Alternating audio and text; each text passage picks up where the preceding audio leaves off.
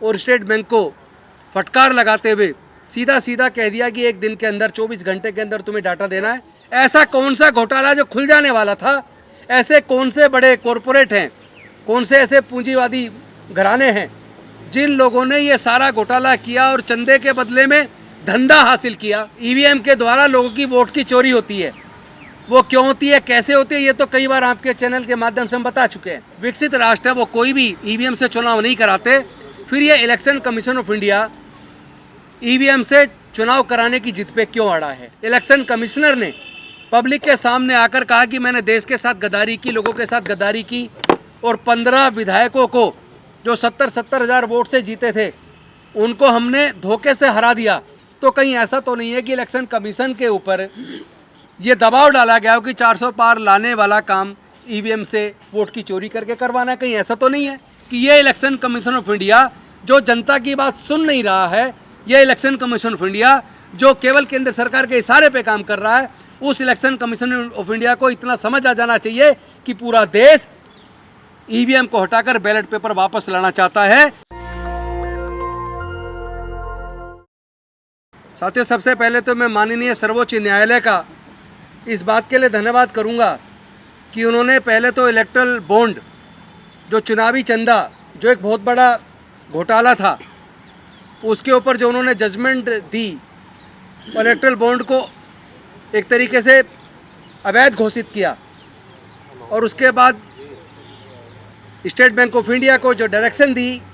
कि election commission of India 6 फरवरी तक सारी चुनावी चंदे की, सारी इलेक्ट्रल बॉन्ड की पूरी सूचना इलेक्शन कमीशन को दे और इलेक्शन कमीशन 15 तारीख तक उसको पब्लिक डोमेन में डाले। लेकिन एक घिनौनी हरकत भारतीय जनता पार्टी के इशारे पर, या ये कहूँ मोदी जी के इशारे पर, भारत के स्टेट बैंक ऑफ इंडिया ने की कि उन्होंने माननीय सर्वोच्च न्यायालय से 30 जून तक का टाइम मांगने की बात की कि पूरा डाटा कलेक्ट करके देने में टाइम चाहिए 30 जून, जबकि सब जानते हैं कि उसका पूरा डाटा बॉम्बे के स्टेट बैंक ऑफ इंडिया के पास है और सारी ब्रांचेज कंप्यूटरीकृत हैं। एक बटन दबाते ही सारा डाटा आ जाता है। लेकिन इसमें बेहद सख्त रवैया अपनाते हुए माननीय सर्वोच्च न्यायालय ने न्याय के प्रति जो एक लोगों का भरोसा उसको भी कायम रखने का काम किया और स्टेट बैंक को फटकार लगाते हुए सीधा सीधा कह दिया कि एक दिन के अंदर 24 घंटे के अंदर तुम्हें डाटा देना है। और देखो मज़े की बात, एसबीआई ने सारा डाटा चुनाव आयोग को दे दिया। तो सवाल ये है कि वो 30 जून तक का टाइम किस लिए मांग रहे थे, किसके इशारे पे मांग रहे थे? ऐसा कौन सा घोटाला जो खुल जाने वाला था? ऐसे कौन से बड़े कॉरपोरेट हैं, कौन से ऐसे पूंजीवादी घराने हैं जिन लोगों ने ये सारा घोटाला किया और चंदे के बदले में धंधा हासिल किया और उन्होंने हो सकता है लाखों करोड़ का भारत सरकार से या उनकी जो स्टेट गवर्नमेंट से उनसे कॉन्ट्रैक्ट हासिल किए हों? तो ये आज सार्वजनिक हो जाएगा, 15 तारीख को वो पब्लिक डोमेन में भी आ जाएगा। इसके लिए मैं सर्वोच्च न्यायालय का आभार व्यक्त करता हूँ। साथ ही साथ पिछले कई महीनों से ईवीएम हटाओ संयुक्त मोर्चा के माध्यम से ईवीएम को हटाने की एक मुहिम चली और मैं आप सबको बधाई दूंगा कि आप सबका सहयोग मिला। आज पूरे देश के अंदर कोई एक आदमी ऐसा नहीं मिलता जो ये कह दे कि हमें ईवीएम पे भरोसा है। देश के तमाम लोग जान चुके, गांव-गांव तक ये बात जा चुकी है, ईवीएम के द्वारा लोगों की वोट की चोरी होती है। वो क्यों होती है, कैसे होती है, ये तो कई बार आपके चैनल के माध्यम से हम बता चुके हैं। लेकिन मैं ये बताना चाहता हूँ, चूँकि ये पूरे देश के अंदर ये सूचना जा चुकी है कि ईवीएम से वोट की चोरी होती है, बैलेट पेपर केवल सेफ है और जो विकसित राष्ट्र है वो कोई भी ईवीएम से चुनाव नहीं कराते। फिर ये election commission of India EVM से चुनाव कराने की जिद पे क्यों अड़ा है? मुझे लगता है कि यह संदेह कुछ ना कुछ और ज़्यादा गहराता जा रहा है कि जिस तरह आपने देखा रावलपिंडी के इलेक्शन कमिश्नर ने पब्लिक के सामने आकर कहा कि मैंने देश के साथ गद्दारी की, लोगों के साथ गद्दारी की और 15 विधायकों को जो 70-70 हज़ार वोट से जीते थे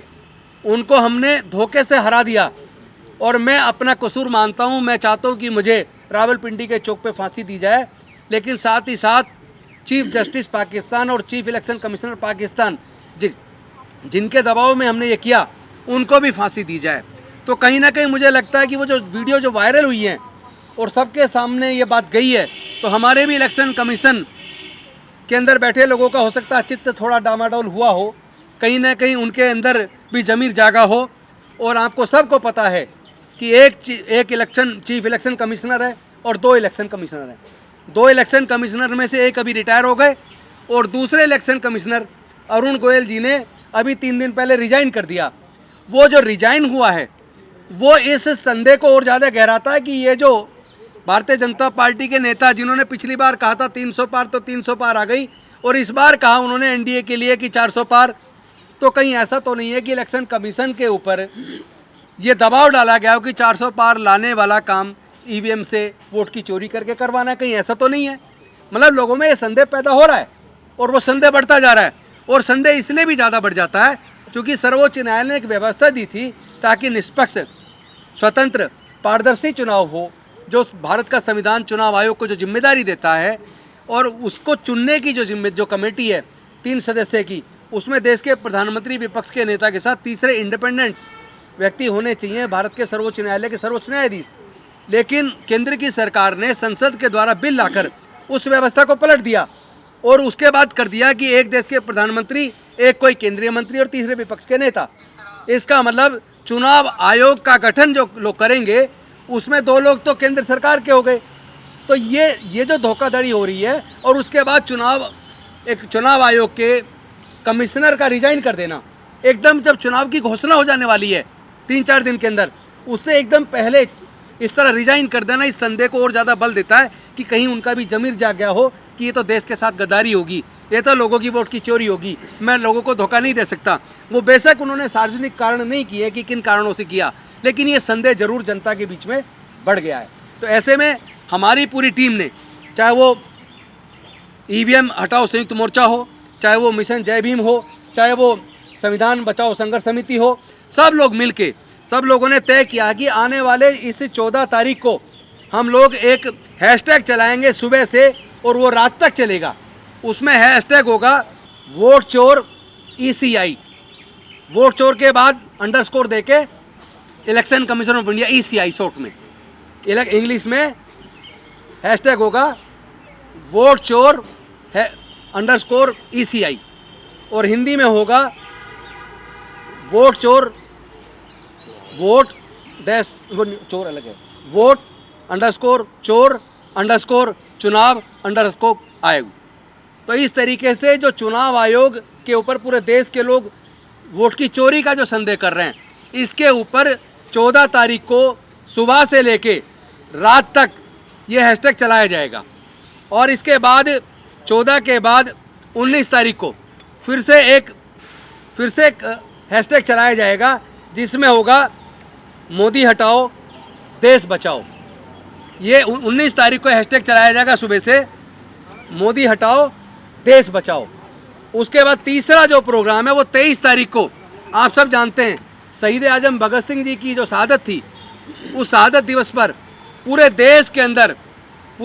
अंदर जो भी मानवता पसंद लोग हैं, जो लोग देश के संविधान को बचाना चाहते हैं, जो लोग देश के लोकतंत्र को बचाना चाहते हैं, जो लोग ईवीएम से वोट की चोरी को रोकना चाहते हैं, वो लोग पूरे देश के अंदर, चाहे वो अगर वो वकील हैं तो अपने कोर्ट्स के अंदर,